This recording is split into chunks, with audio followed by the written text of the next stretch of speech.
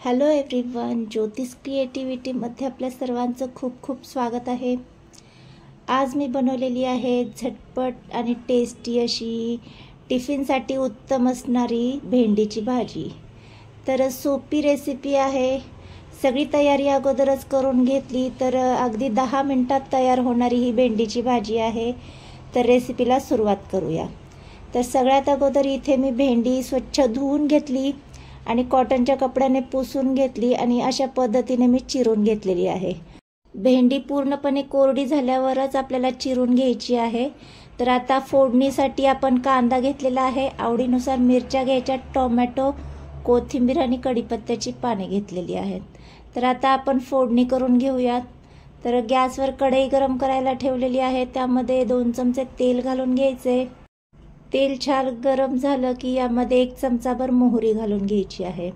मोहरी आपल्याला छान तडतडून घ्यायची। बऱ्याच वेळा काय होतं, मोहरी तडतडली नाही की ती दाताखाली येते आणि कडवट अशी टेस्ट लागते। त्यामुळे छान तडतडल्यावरच आपण पुढची प्रोसेस करायची आहे। आता यामध्ये आपण कांदा घेतलेला आहे तो घालून घ्यायचा, मिरच्या घालून घ्यायच्यात आणि कढीपत्ता घालून घ्यायचा आहे।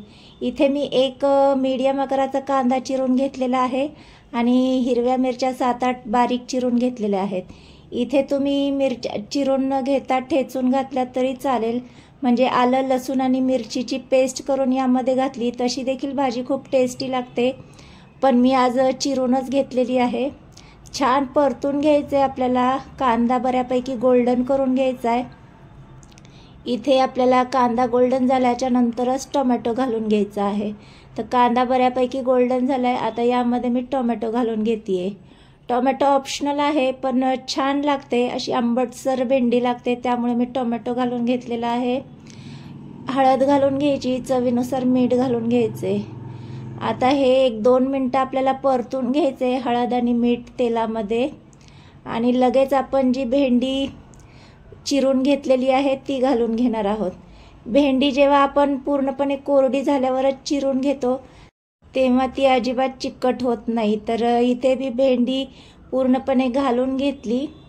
आता मिनिटभर आपल्याला हे छान परतून घ्यायचे। हाय फ्लेमवरच आपल्याला भेंडी ही छानपैकी परतून घ्यायची आहे।